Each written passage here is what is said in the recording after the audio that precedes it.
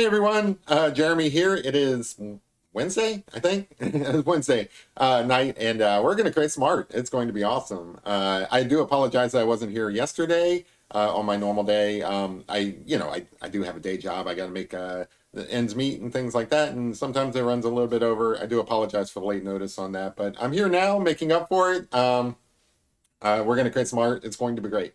Uh, so what are we working on tonight? Great question. So I was looking through all my charcoal drawings. A lot of them are like wildlife pictures. We've got a couple up here. I've done a bunch of dogs. I've done a bunch of deers, but they were always in different mediums. So like watercolor, pastel, coffee even. And for some reason, I haven't done one in charcoal yet. So I'm going to make up for that by doing one tonight. I did want to give a shout out to P. Denver. Sometimes P. Denver watches my show. If you're out there, hi. I just wanted to say she sent me like this awesome like Happy Easter card. We were just talking the other day about how there's a lost art of like letter writing. People don't send cards anymore. People don't do all that. And then lo and behold, I get one out of the blue from P. Denver. That is so awesome. Like, I mean, thank you so much, P. Denver. You're always my favorite. Like you are the nicest person I've ever met. And this just goes to show it. And I'm sorry, like all this talk about sending out cards and stuff and like creating cards and sending them out, and I still haven't done it. So I owe you a card, maybe for Christmas or something like that. But anyway, I'm going to jump right in, get drawing. Hopefully you guys are having a great week. I know I've been really super busy, but this has been a pretty good week. I've been super motivated, happy, ready to like. It's midweek, so like half the week's over. Looking forward to the end. But yeah, it's gonna be great. Anyway, let's draw some pictures.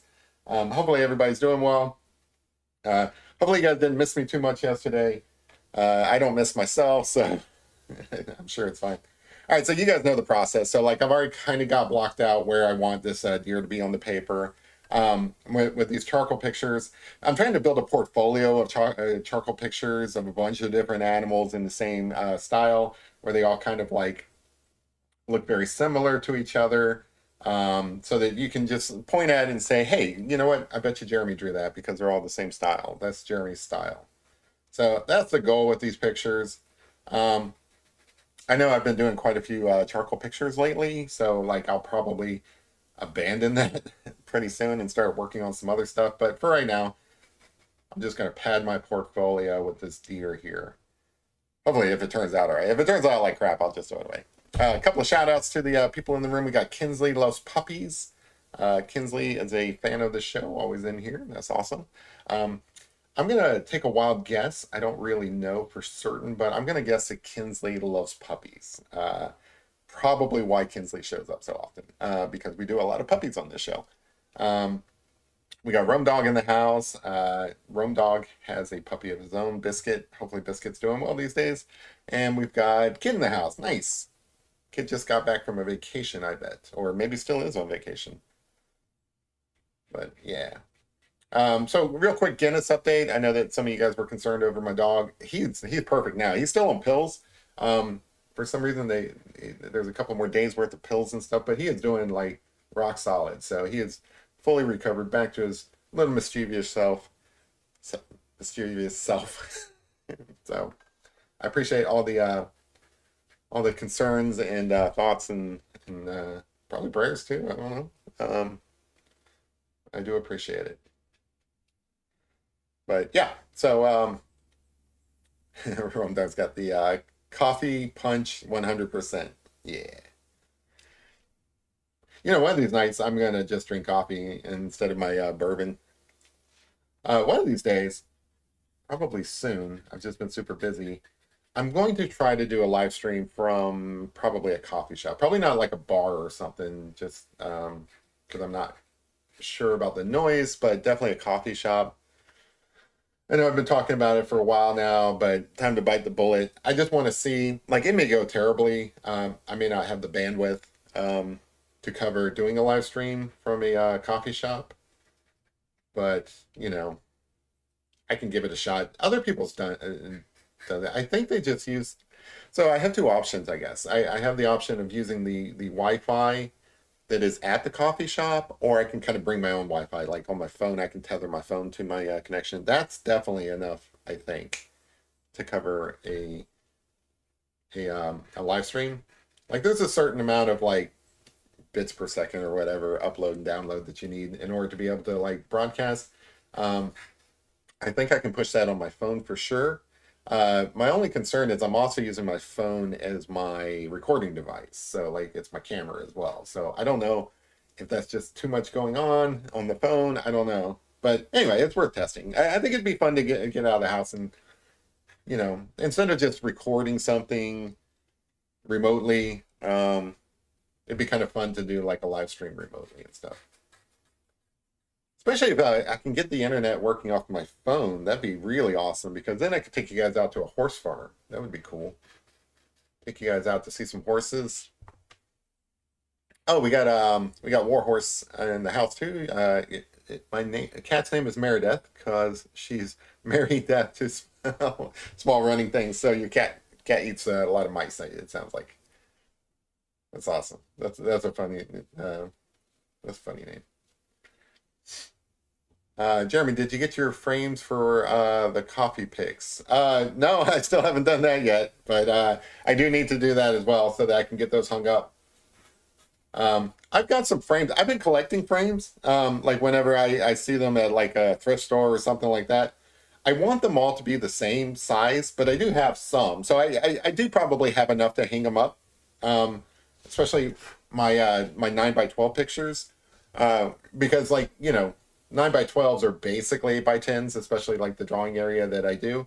So I think I've actually got enough frames to go ahead and hang those up. Like, especially if I don't want them all to be consistent. But then, the eclecticness of different frames and stuff, I think that's kind of cool. So yeah, all right, okay, all right. I am committing to it by the end of, let's see, not by the end of April because I want some breathing room, but I'm going to seriously think about this. I'm going to make a note and actually think about this. By the end of May, for sure, I will have those pictures. Also, it's not 100% up to me. I have to talk to the coffee shop owner and make sure nobody else is up at this time. But I think I can definitely commit. It's so hard to commit to things. I can definitely commit to by the end of May having my pictures up in that coffee shop for sure. Because I do have enough frames to get the 9x12s. I want the bigger ones up as well, and I've been kind of like looking for those. I can get those off of Amazon for I think $15 a piece, but I was trying to be cheap about it. I was trying to see if I could find some smaller or like cheaper frames at like thrift stores and stuff like that. I like upcycling things. But no, I'm just gonna bite the bullet and buy those. I don't expect them to like sell or anything like that. Like theoretically somebody could like there'll be like a little card with my info on it. So like that's the other thing. I've got to build like a web page or something so that people can read up about like the coffee art that I do. So it's not just framing them. I have to actually do the website. Yay. Oh, you're giving me so much work, kid. Come on, man. It's supposed to be fun, just drawing pictures. I'm just kidding. It's about time. I've been talking about it for a while. I need to get them done. Actually, it's been kind of like, it was a 2024 goal.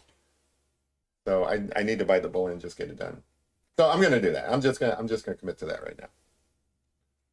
And you guys hold me to it, kids over there laughing because like anyway, you guys here on YouTube, you saw me commit to it, so you get to hold me to it. I can't go back on it. No backsies when you say it on YouTube.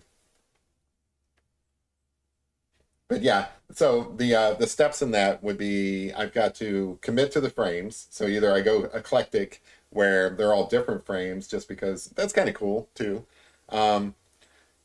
We have no problem holding you to. I know you will. I know you will. But that's why I do this. You guys hold me to being here like certain times during the week and stuff like that. I mean, I know you guys don't really hold me to it. Like, you guys are super nice and stuff like that when I can't make it. But, I still think of you guys as like a commitment. So I really want to make sure I show up for you guys and all that stuff. But yeah, so like the steps are I have to frame them. So I either have to commit to the 9 by 12s, which I can do, but I kind of want some of my bigger pictures in there, the 12 by 18s as well, because some of those are the best copy art. Um, so I kind of either have to find frames for those or just buy those. And then, either I have to buy new frames or use the varying ones I have. But then I also have to build the website, so that's step two.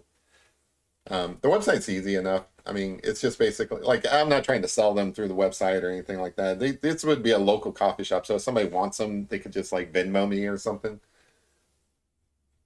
Um, but yeah, so like I have to at least have pictures on the website, which is that's easy enough. I don't have to put in like a whole shopping cart or anything like that. So Friday was the first worst. Fortunately, Warhorse lost Copper this week. Oh, I'm so sorry. I totally missed that. I am so sorry. Yeah, that sucks. Friday was the worst. Saturday was terrible. Sunday was hard. Monday was better. Good. Good. It's been steady improvement all week. Ultimately, the weekend was cathartic. Yes, I can absolutely add Cooper to my list. If you have a picture of Cooper, you might have actually posted. Where would you have posted? No, I'm not sure. I have a picture of Cooper. If I do, like, just point that out to me. I will go look it up if it's in my abyss of emails that have just kind of like um, like been collecting. Yeah, absolutely. I'll do Cooper. I'll probably do Cooper tomorrow if you want. Absolutely. Did I mailed out your Rome dog to you, didn't I? I think I did. Because I can't said, please disregard my previous statement. I might have missed that one. What'd you say because I can't? Yeah, I might have missed it. Anyway. Yeah, absolutely. I will be happy to draw Cooper. Yeah, just I'm sure you guys have my emails. Just send it to me. And I am so sorry for your loss. That is terrible news. Um, you know, losing a pet, it is the worst thing. Like they like I've never had any children or anything like that. So I can't really say it's like, losing that sort of a family, but to me, losing a pet is the worst. And the thing about it is like, if you're an animal lover, you've had so many pets over the years and stuff, and it never gets any easier. It really doesn't. The there's no cure for it at all. It's just time. It gets better with time. But there's still like, I lost my best friend, my dog Mocha, 2011, and I still think about her all the time, like all the time. So it's terrible. It really is. So my condolences to you and yours, and I will absolutely draw Cooper for you, and I hope I do a great job. I hope I honor him well. But yeah, I am sorry to hear that. So for those of you guys who, I don't know, you guys have all been here before, but I like to recap the process for those who are new to the show because, like, sometimes people straggle in. Um, I start by kind of like adding form and getting some shadows in there, things to build off of, things to work with, and then I kind of slowly build up like these detail layers on top of it, and then kind of like some stylistic layers on top of that. But this part of the process is just kind of creating some form, figuring out where things are, where the shadows are, where the different shapes are. Like I know its neck is going to be almost like a mane down here. Get that in there. Jeremy, there was no previous statement. Oh no. Like, I came in with the joke at a bad time. Yeah. Yeah, sometimes it happens. I mean, it's tough. I'm sitting here talking, about coffee art and stuff like that when Warhorse is going through a moment, and I feel bad. It's kind of tough. Like, honestly, like I don't think I'll ever get used to doing these streams because, like, I don't know. I try to follow the audience, and what you guys are talking about, but then I also get distracted. I get lost in my own little head. I get lost in the drawing and stuff like that. So I don't always read the room properly. So I do apologize about that. I don't even know what I said. I could have been making a joke myself. But just so that you guys know, I never mean any harm. And I know that because I can doesn't either. None of the people in this room, you guys are the nicest people I've ever met. Nobody means any harm. And somebody says a joke, it's just a joke. And, I don't think anybody means anything mean ever. But I don't think anybody would ever really joke about losing a pet or anything like that. It'd be some other dumb joke.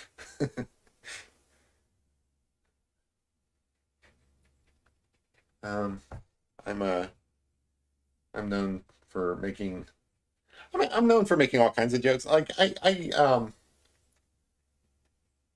don't often say things sincerely.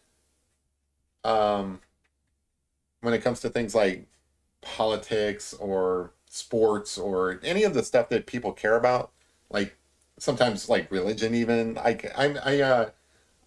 try to be respectful of like religion because I don't want to get like zapped by lightning or something like that. I don't know how all that works, but um, I don't have any like sincere like really um like fixed like ideas about any of that stuff. But I make jokes about it just because it's like part of pop culture, and I'm often like irreverent when it comes to making jokes about pop culture. Um, like some people like they really get into their sports and stuff. I will make a joke about that at basically all sports expense.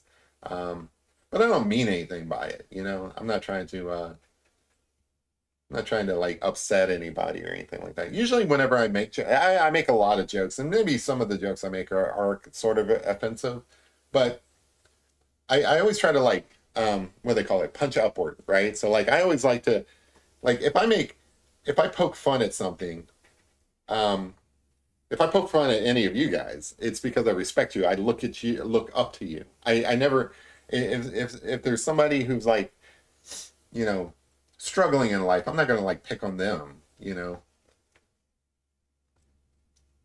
Maybe like when I was a teenager, I was thinking about that the other day. When I was a teenager, me and my friends at the time, we weren't always nice.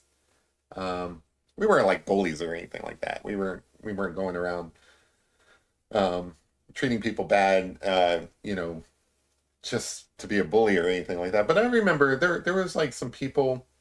Um, there was like this one girl, for example, that like I don't know where she is today, but I would like to apologize to her. I made some comments about her looks that I still remember to this day. Hopefully, she doesn't remember.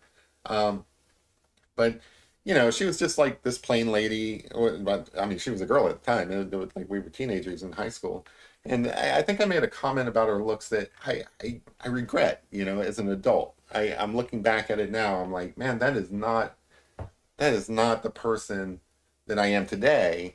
Is not the person I wish I was back then, um, or any of that. Like, kids are kids. Kids get in trouble. Kids do things that they regret later in life and stuff like that. But I wish I had known earlier the stuff that I know now. Like I wish I had known that.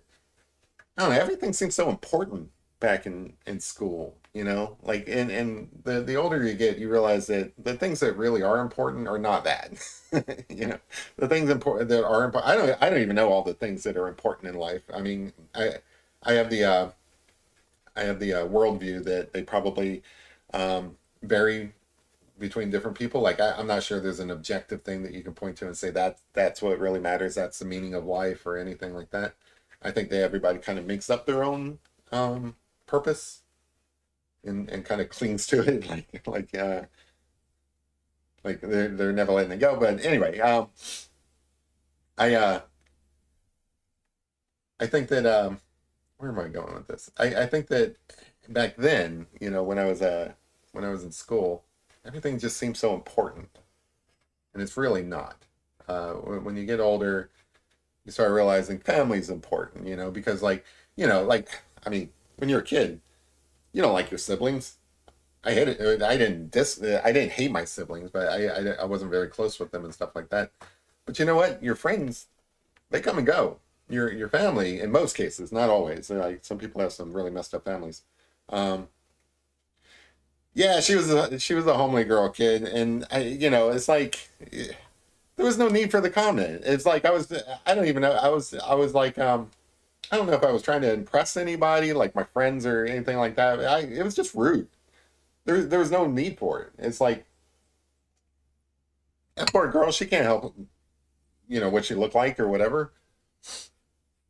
But yeah, she was a homely girl. I should have smiled at her. I should have smiled at her. I shouldn't have made a comment.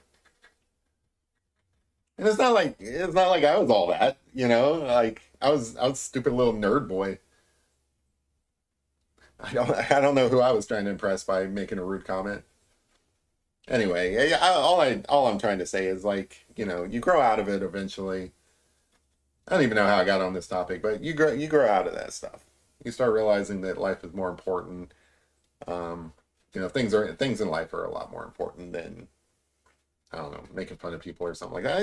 I still like to make jokes and stuff. I still, you know, I usually make jokes at my own expense because, like, I'm an easy target, right? Uh, the the thing I like to say is I like self-deprecating humor, and that's self-deprecating, not defecating. I never self-defecate, but anyway, I feel like it's okay to make fun of yourself, and I feel like it's okay to make fun of people and institutions and cultural, like, whatever, like pop culture icons and things like that.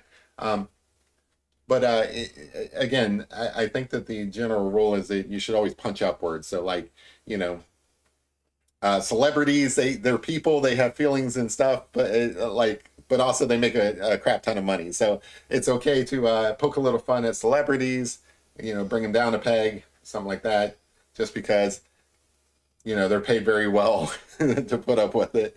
um I mean, you shouldn't be too mean to celebrities because they're people too, and so politicians, you can have at those people earned it.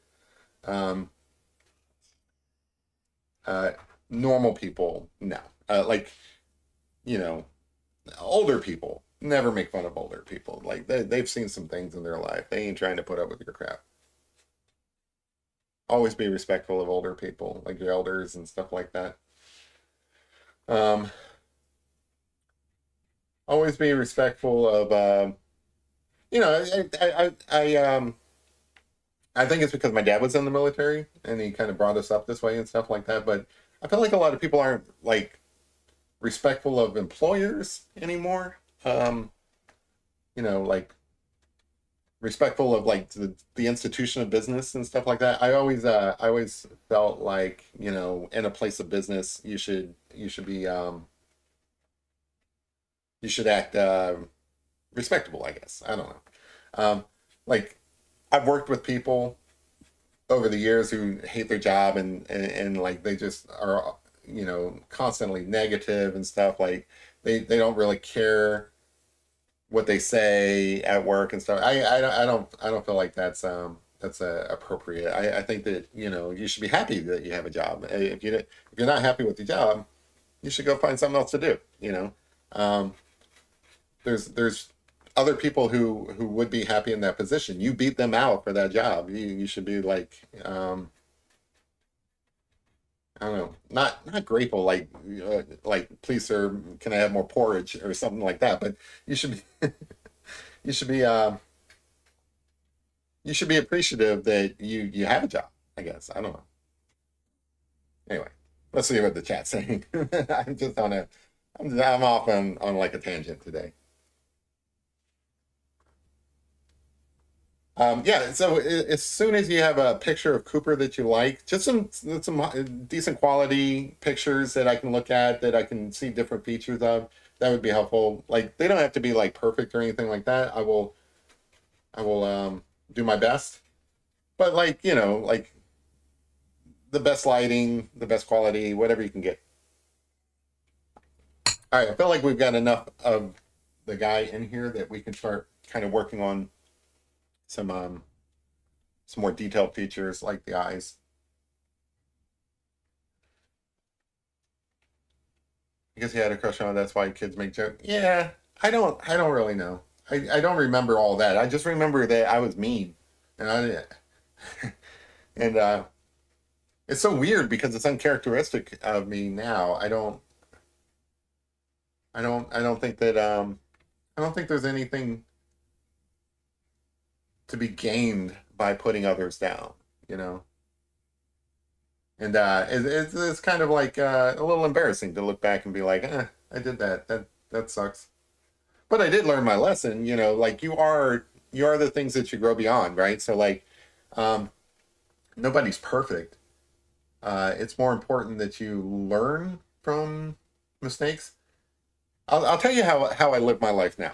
Um and I think that this is good advice. So if like, you need some advice and you're looking for some unsolicited advice, this is how I live my life. I often sit there. So I'm not perfect. I'm not the person I want to be.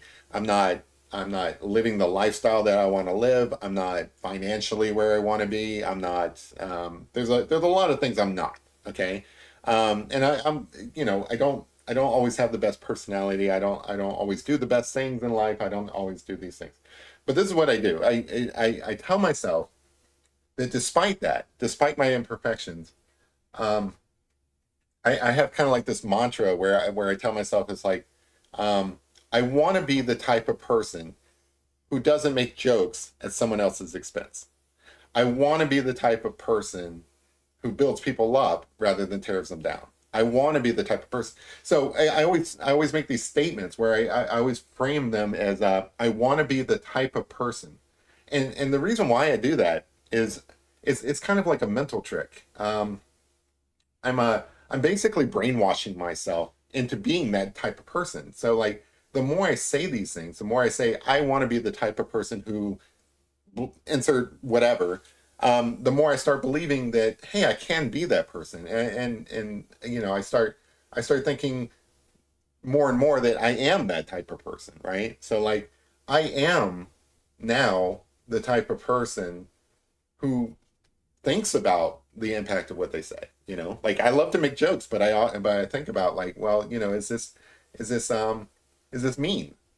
Like what is the point of making this joke? Who am I making feel good about this joke? Like, is it for my own personal benefit? Am I trying to make somebody else laugh at somebody else's expense?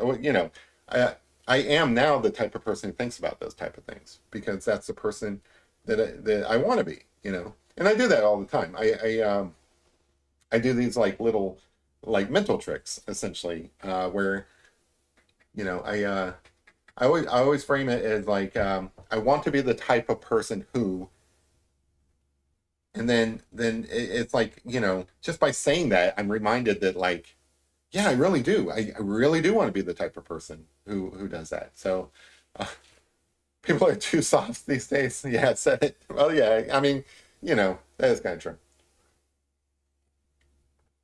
People are too soft. I mean, yeah, people are too sensitive and stuff like that. But also, oh, I'm not going to be the type of person who picks on people. That is not me. Because I want to be the type of person who's a good role model for people. There you go. I may not be a good role model, but I want to be the type of person who is. And then, like if I keep saying that to myself, I act accordingly. So like because I want to be the type of person who's a good role model, I behave in ways that are things that I can be proud of. Because I mean, there is sometimes I don't want to do what I should be doing. Like I don't know. I was at the store today I was looking at that pie, and I'm like, man, I would really love to eat that pie. Um, and I didn't get it because I want to be the type of person who watches what they eat. But man, that pie looks so good today. So I didn't get the pie. I got the cookies because I'm not the kind of guy that watches everything he eats. But I want to be the type of guy who eats the salad. I want to be the type of guy who eats the salad, but I am the type of guy who eats the cookies instead. But yeah, I do like pie. Like, oh man, it was a beautiful pie too. But nobody's perfect. And also, like we're all works in progress. But I do find that that's helpful. Like, it has kind of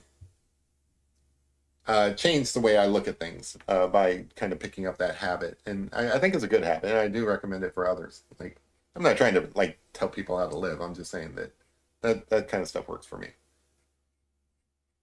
To each their own is my motto.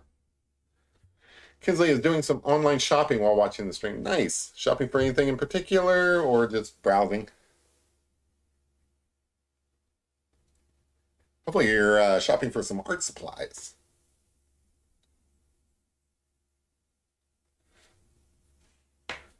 I'm gonna do some shopping for some frames because kid's gonna give me a grief if I don't get those paintings up in the coffee shop. I feel like if I got like there's not a ton of space anyway, so I don't know why I keep putting this off. So like I can get maybe two anchor pictures, so like two of the large frames, and then the rest can be like small frames, I think. And I have to go through my pictures as well. Maybe there's like one I'm missing or something I can knock out pretty soon.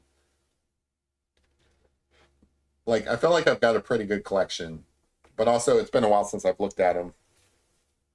I think the last coffee painting I did was like Thanksgiving of last year. I've just been focused on other mediums, particularly the watercolor and pastel kind of aesthetic. I like that. The thing is, I like working in coffee, but you only end up with the one color. Like you end up with the brown. Art supplies, room decor, puppy stuff, a little bit of everything. That sounds awesome.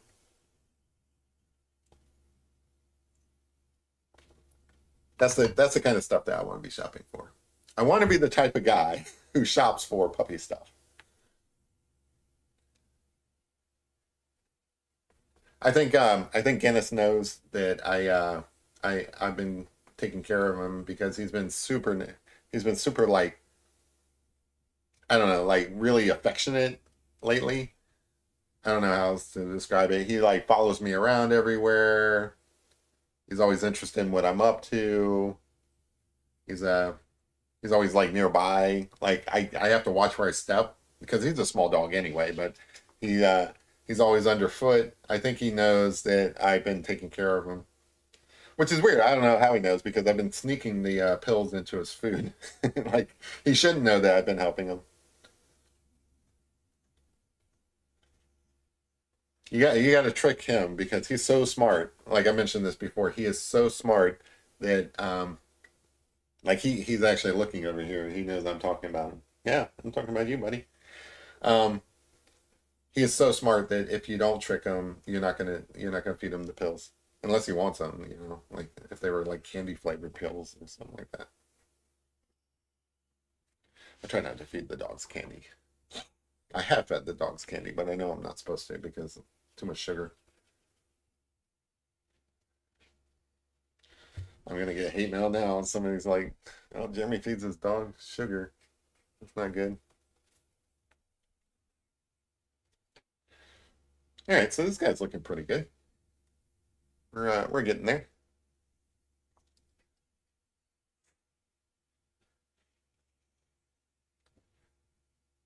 But yeah, I mean, people are a little bit too sensitive these days. People are too sensitive, and then others are like just jerks, like mean for no reason. But I feel like that's always been the case. It's just nowadays people are like unapologetic about it, I guess. So it's probably a little bit of a combination. People are too sensitive, and some people are just go too far. Especially online. Like online, people feel like they can hide behind anonymity, and people act bad when they do. So like, it's. I think there's been studies on this. When people are required to give their actual name, they behave better than like if they go by like a pseudonym or just like a screen name or something like that. And then the funny thing is that people who go by screen names and then are required to like use their actual name, they forget to be on their better behavior. And sometimes they, I don't know, they just act like they shouldn't. Like they act different in person than they do online, I guess. Like they feel like behind a screen or something. It doesn't matter how they behave. I don't, yeah, the internet has removed a lot of people's filters. Kinsley's been binge watching Grey's Anatomy for a bit now. I think that show's still on, isn't it? Like that's crazy that that show is still on, or like, or maybe it just recently ended or something. But like that show has been on forever. That's crazy. Jose Oliver says, "Greetings from Nebraska. I love your art, and it motivates me to keep going. You have my heartfelt like. Thank you so much. I appreciate that. That's awesome. Well, welcome to the show. I'm not sure. I've seen you comment before. Um, appreciate you stopping in. If you are new here, like and you haven't been lurking, this is basically how it goes usually. I often do like live streams. Every now and then I'll record like a standalone video, like a pre-recorded video, but mostly I do live streams just because of my schedule. And it's usually like this. I draw a picture. Usually it's wildlife or some sort of animal. I draw a lot of dogs and pets and things like that. And then we just kind of hang out and talk and chat. There's never really a topic of discussion. It's just kind of talk about whatever is comes to mind. I ramble a lot, a lot. If there's ever any good movies, which I haven't seen lately, usually talk about those and TV shows and things like that. Like next on my list is there's like a new season of Black Mirror that I got to get to, so I'm sure I'll be talking about that. Um, just finished up watching Daredevil, except for the last episode. I still need to watch that, so no spoilers. But yeah, we just usually talk about whatever. I try to describe my process here, but I don't know. I should mention I am a self-taught artist, so like I don't know all the right terms for for everything. I just draw pictures. Um, I don't know. Some people find it helpful. Um, I don't intentionally I don't intend this to be like an educational show, but some people get stuff out of it. I don't know. I'm mostly just kind of learning and practicing while I'm drawing for you guys. So it's just as much of a learning experience for me. I've done enough of these pictures where I kind of have an idea of what I'm doing in a way that is repeatable. Um, but yeah, there are some surprises, and I do learn a lot each time. Um, for the most part, um, things meet expectations, but every now and then I learn something new in a surprising way. But I do really enjoy doing wildlife pictures, and I do like the styles I picked up because like I wasn't always like consistent in the type of art, like styles that I do, and I'm still not 100% consistent. Like um, for the most part, my pictures look pretty consistent between each other because I make an effort, but also I work with like a bunch of different mediums. So like my charcoal pictures aren't going to look exactly like my um, pastel pictures. I think there's some similarities between them, unless I'm working with like something completely new. Uh, but even like my pen and ink drawings, which are usually a little bit more precise and technical, like less loose, Um, those have gotten to where I'm kind of like mimicking a style that's more like my other pictures as well. So I don't know. I'm still working on developing a style, but it's coming together, I think. I think if I practice for another 20 years, I'll finally be able to call myself an artist. But anyway, I appreciate you stopping in. I think there's some other people, not maybe from Nebraska, but definitely there was somebody in here from Kansas one time. I don't know if they're still in here. I kind of forget where everybody's from, but people are from all over the place. There's a lady who's from New York City, pops in every now and then, which is awesome. I would love to go to New York City and just kind of walk around. Um, just a bit of a mix. I'm in central Kentucky myself, so like this is horse country around here. So I draw a bunch of horses. Um, like whenever I say I'm from Kentucky, people have like preconceived ideas of what that means. Some of them are true, some of them aren't. So, you know, probably the biggest idea people have of Kentucky is this bunch of rednecks running around doing redneck things. That's kind of true. I mean, we do have our fair share. We're pretty laid back country folk, even like in some of the city areas. So we have um, we have Louisville. We have Northern Kentucky, which is basically like a suburb of Cincinnati. Um, and then we have Lexington, which is kind of basically a college town. Um, so we don't have like a lot of cities, but we do have like some metropolitan areas. But it's kind of a mixed bag. So like I always think that there's kind of a couple of Kentuckys. And so like there's the Appalachian Kentucky, which is, Eastern Kentucky. And that's very different from Northern Kentucky, which is in Northern Kentucky and Louisville, which is basically the Midwest. Um, like Louisville is basically Cincinnati, is basically like any kind of Midwest city. Northern Kentucky is basically Cincinnati. Um, Lexington is a little bit more, like I said, it's like a college town. Like we have the University of Kentucky here, but it starts getting into like more southern. Um, the lower you go, like there's overlaps between many areas in Kentucky and like say Tennessee, for example. Like Tennessee, you would definitely call like a southern state. A lot of Kentucky's like Tennessee, so there's some overlap there. But then, like I said, like a lot of Kentucky is like West Virginia, the Appalachian areas. A lot of Kentucky is like Cincinnati or any kind of Midwest town. Kid says it's always a good time watching you draw and talking food, treasure, and trash. Yeah, yeah, that's usually what we talk about on here.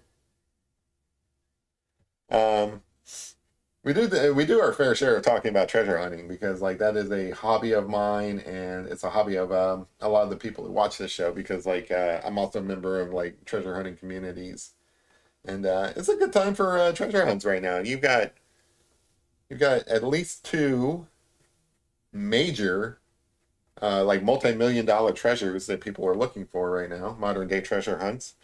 Um, I don't know if anybody's making any progress, but there's also like a number of like little ones, and then of course there's the legendary treasures that people are always looking for. You know, Lost Dutchman's Mine, things like that. Um, Here in Kentucky, a few years back, like you can Google this. It's called the Great Kentucky Hoard. Somebody found, I think it was like $1 million worth. Maybe it was 2 million. I don't know. It was a lot of money. I don't remember what the exact amount was, but they found a bunch of Confederate gold. I think it was Confederate gold. I don't know. It's Civil War era gold. It could have been Northern, um, but they found it. Um, in like an undisclosed farm, so they won't say where they found it, and probably with good reason because there might be more out there. But I mean that's not that weird, right? So like what happened is Kentucky's like a border state, so like we this state was like right on the border with Ohio, and then also on the border with like Tennessee. So during the Civil War, it kind of went both ways. You had people around here that were sympathetic to the North, and then people around here that were sympathetic to the South, and kind of a mixed bag as far as like like actual battle and skirmishes and things like that. It was there was basically a lot of it throughout the state, just like mostly like I don't know. There were a few big battles. Like I want to say Perryville was a big one,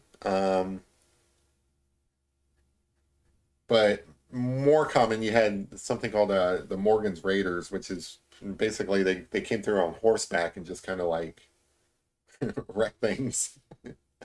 But yeah, so like what would happen is the people who lived here, they're just trying to get by. They're not fighting in the war or whatever. Well, I don't know. Maybe some of them did, but anyway, they had this money and they knew that, like, if maybe this week this city is under Union occupation, maybe next week it's under Confederate occupation. We don't know. So they would often, hide their money. It's not like you can leave it in a bank. Somebody's gonna come and take that, or you can't put it under like I don't know, like under your mattress or whatever. The bluegrass turned red in 1861. Yeah, I don't know the full history. I just know that there was a lot of reasons to hide your money back then, and that's what people did. They converted it to gold or silver, and they buried it. And then you know there's supposed to be like um, well, there's some known ones. There's ones that have been lost to time. But then there's the unknown ones, like that one that was found, the Great Kentucky Hoard. Um, but it was pretty common, like if you had money and you were worried about the soldiers coming, you buried it. And then, some people didn't make it. So, like, if you died and all your money was buried, guess what? It's still buried today, unless somebody found it. Um, and that probably happened more often than you might think. So, sometimes these people like went off and became soldiers themselves, and the mortality rate back then was pretty high. So, a lot of people didn't come home, and their money, small fortunes, big fortunes, whatever. The Great Kentucky Hoard. I mean, that one's big fortune. It must have been a rich guy. Um, but even like like your life savings or whatever, you're not taking that out with you onto the battlefield. You're going to bury it. So anyway, chances are in places like Kentucky and maybe some other places, there's like a lot of lost treasures like that, just sitting out there underneath the dirt. And then there's one story. I don't know if it's an urban legend or not. About hey MJ, how's it going? Um, There's one story. I don't know if it's an urban legend or not, about like a transport of Kentucky silver bars. Not Kentucky silver bars. Sorry, Confederate silver bars. Uh, I do drink on this show, by the way, in case you guys didn't notice. This is bourbon from Kentucky. So sometimes when I'm rambling, I misspeak. It's because I'm drunk. Um, I'm not always drunk, but I am drinking. Um, what was I saying? Oh yeah, yeah. So like there's supposed to be like some like payroll and silver bars that were supposed to be transported through Kentucky, and those bars got lost like on the Cumberland River supposedly. I don't know if it's an urban legend or if it's true, but that's supposed to still be there. The Cumberland River is a pretty decently sized river, so that would be tough for anybody to find. But that money still might be out there. I like the idea of like just if you own a farm and you live in Kentucky, just because of the conditions of the Civil War, you owe it to yourself to have that thing professionally, like, you know, worked over with a metal detector. Let's say that, because you never know. Also, Frank and Jesse James, their parents were from Kentucky, so I think I don't know if they were born here, or if it was just their parents lived here, but they're from basically this area as well. And rumor has it that they brought some of their loot back here and kind of hit it on their, you know, property around here and stuff. So like, I don't know. I think there are lost treasures. These are legendary treasures, right? So there's a difference between this and the modern day treasure hunt. The modern day treasure hunt is more like an escape room out in the wild. You have a puzzle. Somebody usually publishes a book with clues and stuff that people used to solve. Or like, say I was running a treasure hunt, I might put clues in this deer picture or something like that. I am not. I'm not running a treasure hunt. I can't afford it. But those are modern day treasure hunts, and like I said, some of those are pretty substantial.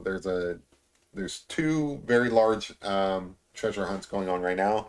Historically, the Forrest Fenn treasure, that's one that I participated in. That was a pretty big one. That went for $1.3 million. It was just a chest of gold sitting out in the woods, which is awesome. The Forrest Fenn himself, I always love the man. He's just really cool. He was born in 1930, so he had like a bunch of cool stories to tell. He was like 90 years old when he passed away eventually. That was a fun treasure hunt. But yeah, I'm into these things. Other people are, you know, everybody's got hobbies and interests and stuff like that. I mean, I'm also into UFOs and stuff, but like, there's not a lot to talk about with UFOs. I don't know. I haven't been following the news. Maybe there is a lot to talk. Maybe there's a UFO invasion coming imminently. I don't know. But I don't know. The treasure hunts is fun to talk about and topical. Like Kid just said, I just started reading Justin's book. Justin is a guy who created a treasure hunt. His name is Justin Posey. If you want to learn more about him, he's in the Netflix series Golden Greed, which is a documentary based on the Forrest Fenn treasure hunt. A lot of the people I know are in that documentary. Um, it's actually fun. It's pretty cool. Like if you like Tiger King, there's a little bit of Tiger King in there. If you like mysteries, there's a little bit of mystery in there. You just like, I don't know, weird, quirky, interesting things. There's a little bit of everything in there. It's not 100% accurate. There's some historical inaccuracies in that documentary, but it's a lot of fun anyway. The people are the people in these treasure hunts. They're interesting people. All right, so how are we doing on time? So we're about an hour in. So I'm going to switch and use some of my other techniques that I work on. So again, I've done a number of these, and I usually do them in similar styles. So this part is where I use like a charcoal wash to do like different pieces. So I've got like this charcoal bit here. I come in, I grab a little bit of water, and then this is perfect for doing like his mane, which has got like you know some cool like directional bits to it. I don't know. It's like I don't know what words to use, but this is a pretty good technique for doing that. And then I think I'll also wash out like the uh, antlers. I was gonna say horns, but they're not really horns. Jeremy, you got the book? I don't have the book yet myself. I'm probably going to order it soon. I just haven't gotten around to it. The problem is I've been working a lot lately. Like I'm really trying to get caught up on projects and stuff like that. I don't have the time to sink into it. I guess I can go ahead and order it now and just kind of like flip through it and stuff so that when I do have time, I'm like there already and ready to go. But I'm not in the headspace right now to tackle that. I'm gonna have to get it soon because it's one of those things like like a Marvel movie. It's like if I don't watch a Marvel movie the first weekend that it comes out, like because of just everything that I subscribe to, you get all these spoilers. I'm already seeing like a ton of videos show up in my feed for like Justin Posey's treasure hunt. A bunch of things that people are talking about. I don't really know what they're talking about because it's like to me it's like, hey, put a spoiler alert on this because I haven't read the book. Um, so yeah, I'm gonna have to get it for that reason alone, just so that I can follow what everybody's talking about. Like I can tell already that Kid is biting at the the bit to discuss it. So I feel like I'm gonna have to get that soon. But I don't even have time to read it. I actually started reading Douglas Preston's Bloodless. I think that was his. I don't know if that was his most recent book, but that's the one everybody was talking about. Um, so I was reading that, and I'm like, I don't have time. I got maybe through the first chapter of that. It just kind of sucks, I really only because I read so much online. I end up only having like the bandwidth to maybe read one or two books per year, which sucks because I'm a book person. I love books. I love stories. I love like holding a book in my hand. That's my thing. I'm gonna make that a mission too. I'm gonna make it a mission. We're basically doing New Year's resolutions here in April, but one is I'm gonna get my art into the coffee shop. That's definitely something that's happening over the next month or so. But yeah, I'm gonna make it a mission of mine to like spend some more time with books. And why not a treasure hunting book? I've got most of JCB's book. I never ordered it, but like people have filtered enough of it and screenshots to me that I don't know if I have to order it. That's probably wrong to say, but it is the reality of it. People have taken screenshots of that, and I don't know. Maybe it'll be the same with Justin Posey's, but I basically have all of JCB's book and screenshots and stuff like that. I know that he has like a poem that is supposed to lead to a Finn treasure box, which has some of the stuff that Forrest Finn hid in his own, including like his memoir in a jar. So I feel like I have enough to solve that one if I ever put my mental capacity into it. But I do kind of have an idea. Like if anybody lives in the Rocky Mountains, I do believe that um, JCB hid the Finn box. For those who don't know what we're talking about, JCB is John Collins Black. He wrote "There's Treasure Inside." It's a treasure hunting book, and he had, I think it was 5 boxes, equaling like $2 million worth of stuff. I think that's what somebody said. Um, and he hid these things all over the United States, so like who knows where they are and stuff. But one of the boxes is it's called the Finn box, which is like inspired by Forrest Finn. It actually has some of the items from Forrest Finn's treasure that he hid. Um, and one of the things is like an olive jar that has like a Forrest Finn's memoir in it, which is kind of cool. Um, but anyway, he hid that, and I'm pretty certain he hid that in Colorado. So if there's anybody out there who lives in Colorado or nearby, um, and you're looking for hints on that, I don't know if I would travel out to Colorado. Like I Forrest Finn's treasure hunt took a toll on me, so like it would be tough to talk me into like going boots on the ground like that. Maybe locally, maybe down south because like I go down south every now and then because that's where my family's from. Um, but if like somebody tried to talk me into going back out to the Rocky Mountains to look for treasure, I don't know. I'd have to have a talk about that. I'd have to really think about that. Um, but anyway, if somebody lives in Colorado, Jeremy Good for Justin. Wait, what am I missing here? I hope you find the treasure.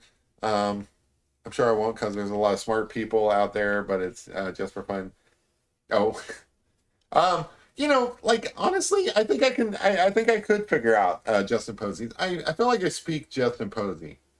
Um, I feel like I've got. I feel like I've got his mindset figured out. Like there was some there was some curiosity when it came to Forrest Finn because Forrest Finn was this guy who was he was born in the 1930s. He was very old school, Texan, you know, old folk, like, and I don't mean old folk as in like he's old because he was, but also old from like 1930s. 1930s is a long time ago.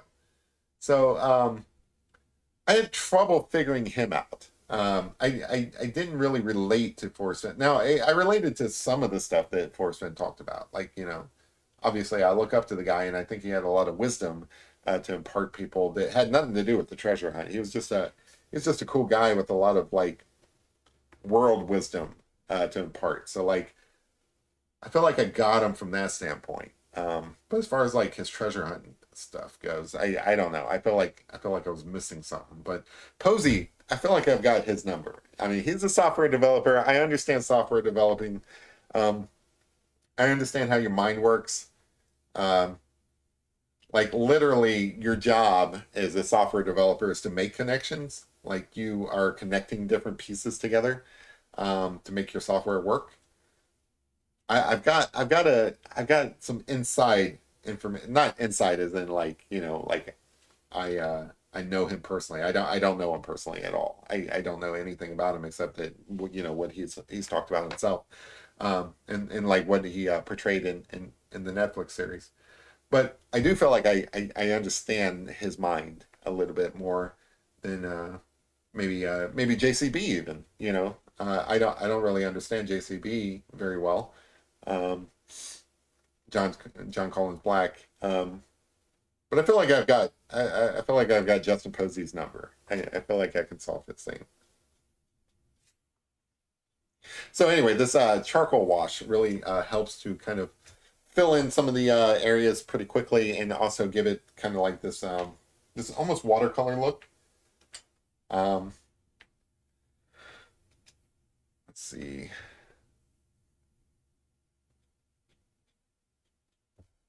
And then over that, we can add some more details. So like through here, this pencil. So through here, I kind of want to get more shading in. Um, but then also like this just kind of comes down and creates some fur, some like almost yak fur down here. So he's got this mane that's kind of honestly like I would love to have a beard like this deer has, but it is a little bit gnarly. Took a toll on a lot of it. Yeah, Forrest Fenn takes the toll for real. I mean, it's been 5 years and I don't know if I've mentally recovered because like the Forrest Fenn thing really was a mind trip. I mean, everybody thought that they were close, right? Because of how Forrest Fenn ran it. He let people believe that they were super close, and I felt like I was close. I felt like I could have found that thing. Um, I felt like when I was out there in the Rocky Mountains, I felt like right around the corner, it could just be sitting there. Uh, the way the Rocky Mountains work is literally it could be like 5 feet away from you and you might not see it, just because of how the Rocky Mountains are wilderness. um Now sure, I was a New Mexico searcher, so I wasn't even close, but I always felt like yeah, I could easily find that thing, and I felt like you know I had it. Everybody did. And of course Forrest wasn't going to tell us we were wrong back then. um so anyway, the the the the reason why it is a little bit difficult to take up the calling again is you know when you get in the car and you live in Kentucky and you drive out to the Rocky Mountains, that is a 20-hour trip. And I'm not talking about 20 hours there and back. I'm talking about 20 hours one way. So like it is a bit of a commitment. And you could fly or whatever, but like I always enjoyed going camping and stuff. So like we always drove. It was always a road trip. The way that worked for me and my family, because I always went with my dad at least, and often I took my brothers with me. It was a big family thing. It was a lot of fun. I want to make sure that I'm clear about that. It was a lot of fun.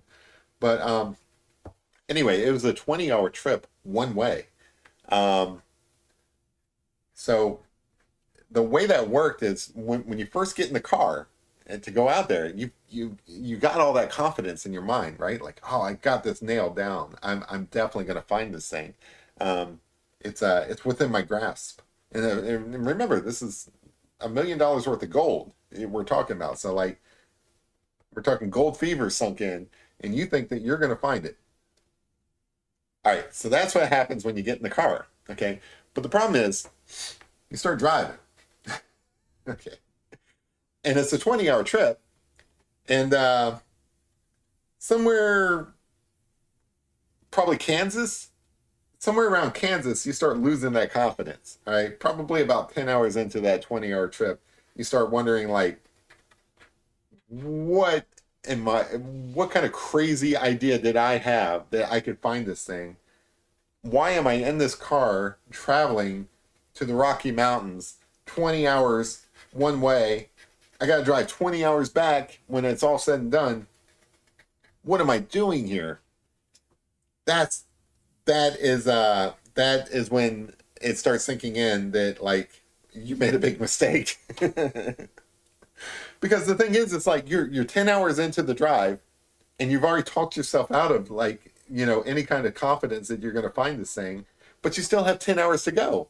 And then once you get there and you get disappointed, you have 20 hours to drive back and feel sorry for yourself.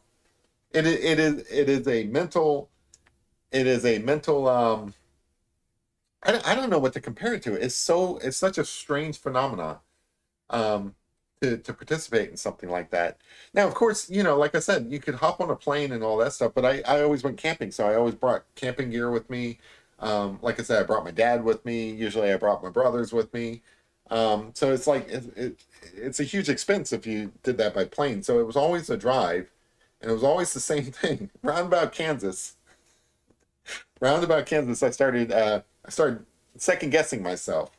And, in hindsight, uh, it was with good reason. That's the Jeremy I should have been listening to, because it wasn't even in New Mexico. That's where I was searching.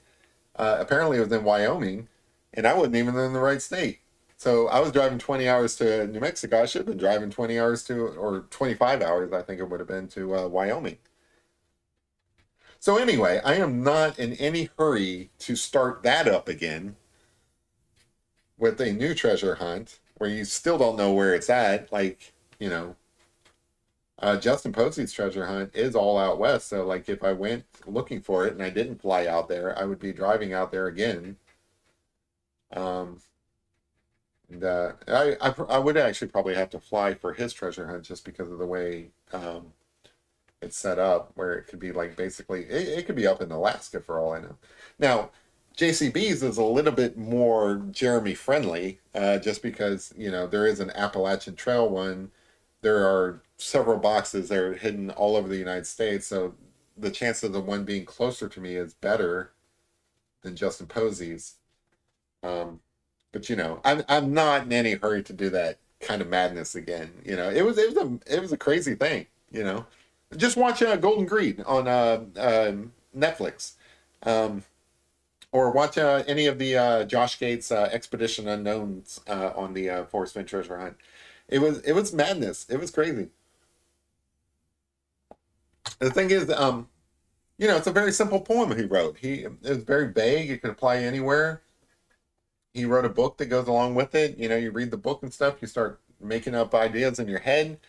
Um, I thought it was close. I'm sure most of you guys did too. Chances of any one of us being that close is very slim, but it's $1 million. What do you do? You go crazy. That's what you do. You go crazy. You go crazy looking for. You get the gold fever. It's documented. None of this is new. They had the same stuff back in the what 19 was it the 49ers, the people who the Great Gold Rush, whenever that was, right? So people went out to California on the Great Gold Rush. They died along the trail and stuff because like they're like, I'm gonna go get me some gold and stuff in the middle of winter or whatever, and like they're dying. I don't know, and they're like freaking like wagons and stuff. I don't know. Hey Lorraine, how's it going? Some people throw thousands into slot machines, you gamble and lost, but still got a vacation to Colorado with your brother. Yeah, so like my search spot was New Mexico, but yeah, I mean it was definitely worth it. I really enjoyed it. It is something that I look back on with great fondness. I'm very happy to have participated. Um, you know, it is time I shared with my family that there's nothing else that comes close. Like we try to we try to have fun and do interesting things. We take trips together and stuff like that. But searching for treasure, that's like a Goonies thing, you know. That's Indiana Jones, which has always been one of my idols. You know, that's the kind of stuff that like you know you don't get to do, like as an adult in 2025, or 2015 when I started doing that kind of stuff. It's basically like reliving your childhood, but it's a better childhood because it's real. It's not just all imaginary. There's like real money out there and stuff. Um, it's very cool, but also it's a mind. I can't say the F word. It is a mind trip. There you go, to participate in that kind of stuff. And I am not in a hurry to redo all that. I'm not. That said, I will probably at some point pick up these books and just kind of like give it a whirl in my mind. But I'm not in any hurry to redo the whole Forrest Finn thing because that was nuts. It's madness. Crazy. You're all crazy people. I feel like Justin Posey's hunt will turn out to be similar to the Thrill of Chase Next Generation. Yeah, like, and also I don't feel like I'm in any hurry because I do think that these treasure hunts are designed to, last for a while. Um, Probably just because of how we are, like, I don't know, it could be found tomorrow, but yeah, I'm not in any hurry. I don't feel any kind of like FOMO where I feel like I have to get the book because it's somebody else is going to snatch it up first. I've at least learned that lesson.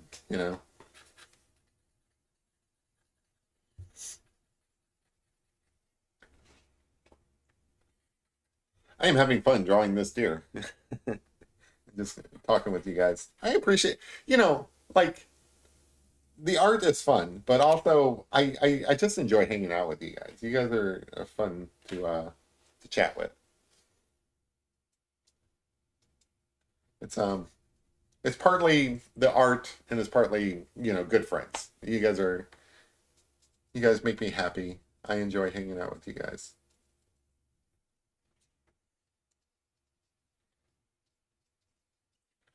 All right. This guy's looking pretty good. I'm gonna do the bit where I kind of like add the splotches and stuff just because I think that's a cool style. So let me see if I can get that going. So I like to do this bit because I never really know when to stop the portrait of the animal I'm creating. So I've taken to using this kind of like wet, kind of like dissolving technique, where I just kind of like put in splotches and stuff. I think it looks cool, but also it helps me kind of like figure out, well, I'm only going to draw this much of his neck, and then I'm going to kind of like add this bit of abstract um, styling to and all I'm doing is taking like that piece of charcoal and getting it wet and just kind of just adding these like little dots. I think it looks cool. I think I've done this with the pastel pictures and watercolor pictures I've done as well and stuff. I mean, it's kind of cliche a bit on the watercolor and stuff, but I think it really works well with these charcoal drawings. And also, again, like I said, it goes to consistency. So like all of my pictures are kind of done in this style. So by doing this, I am able to stay consistent. So like if all my work was hanging up on a wall somewhere, you would be able to say, oh, okay, that looks like a Jeremy picture.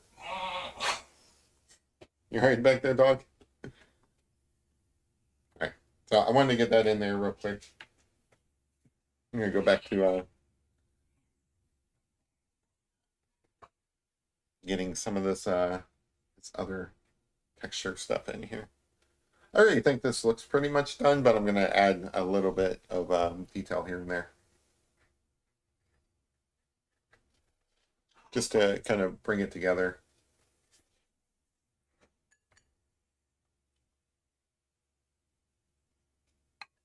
I do think that either Justin Posey is using AI to write his book, or he's just a gifted storyteller, because I have seen some of his writings and they are pretty impressive.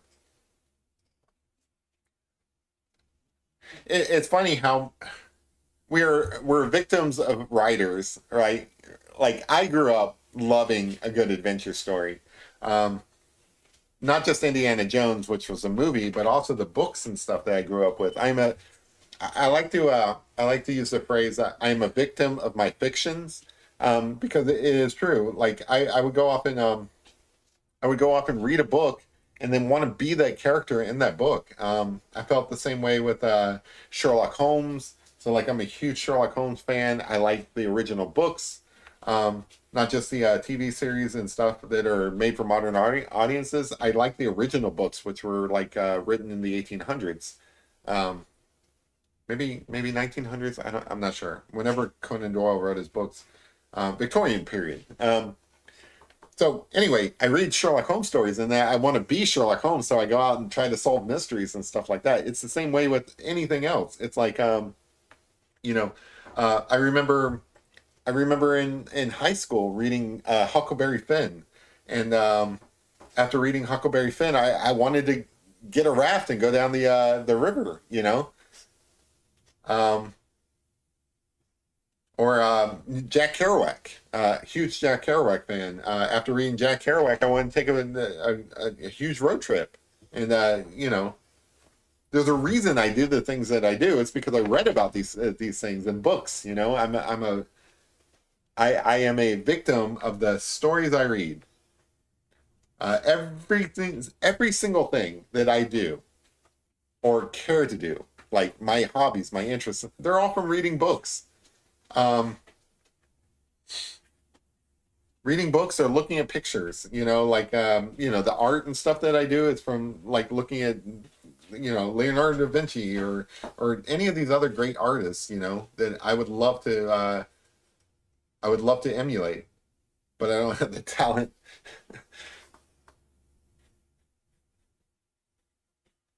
But yeah, certainly, like, I mean, basically I want to be any one of these characters in these books that I read, that's why, these things speak to us. Hey, okay, Larry, how's it going? Been a while. MJ says that's a nice style. Thank you so much. Just realized I missed your email. Oh, okay. Yeah, kid, if you're reading the book, is it worth it? Is it worth reading? It sounds like it is. You endorse it?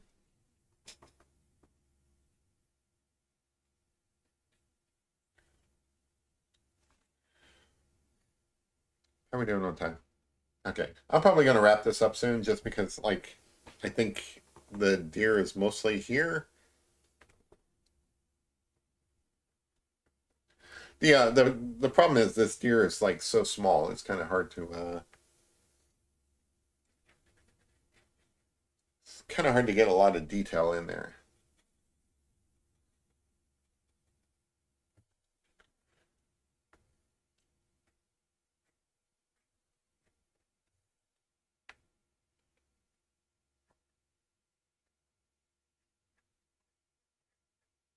But yeah, I mean, you know, I am probably going to get into those treasure hunts. I really am, especially since you guys talk about it so much. I'm also a victim of peer pressure.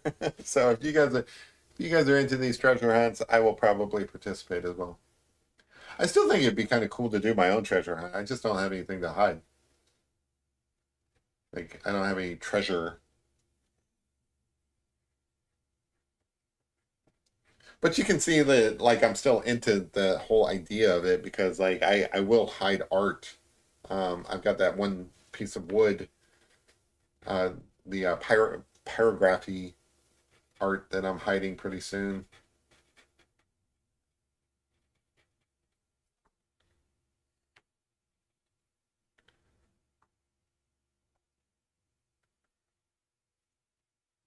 This guy does look pretty cute.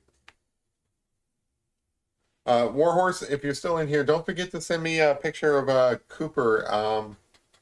Because like I probably will be live streaming tomorrow, so like if you want that done, I'd love to do Cooper tomorrow. Oh, there you are. There you go. Cool. Yeah, in a weatherproof medium, so I can display it at his memorial fire pit. Oh, okay, that's cool. I'm gonna have to think about that. Weatherproof medium. So I mean, I can do the wood.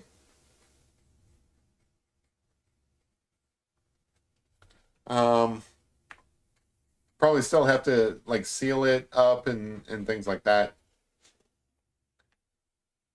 Weatherproof medium. That would be kind of cool. I'm gonna have to think about that. So anyway, it sounds like I'm probably not going to be doing that picture tomorrow. But anyway, whenever you get time and stuff, and I am so sorry for your loss. I am happy to do a memorial portrait for you.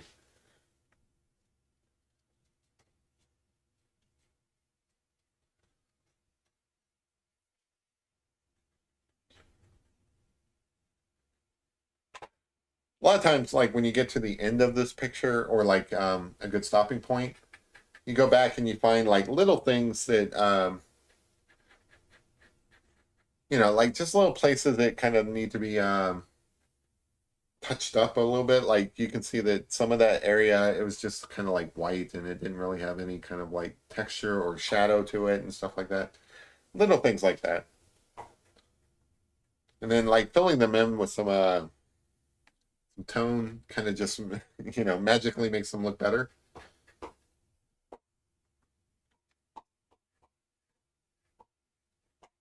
Just little touch-ups. It's always good to like kind of just a lot of times I wait until the morning to like just kind of come through and do little quick pick me ups as far as like improvements that go and stuff like that.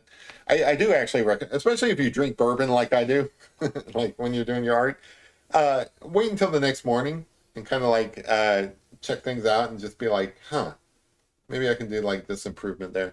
Like a lot of times, I mean, I don't really care when the morning does come around. Like I look at the picture, I'm like, it's good enough and stuff. Like I'm not as invested in it as when I first start working on it. But you really shouldn't call something done until you've given it like a couple of like glances. Like if you wrote something like a story or something like that, there's always like a first draft, second draft and stuff. It's the same with art, you know. Even when it's a drawing and it's not like a painting. Like painting, sometimes you have to actually wait for things to dry and stuff before you kind of come back over them. But even with drawings, give it a second pass.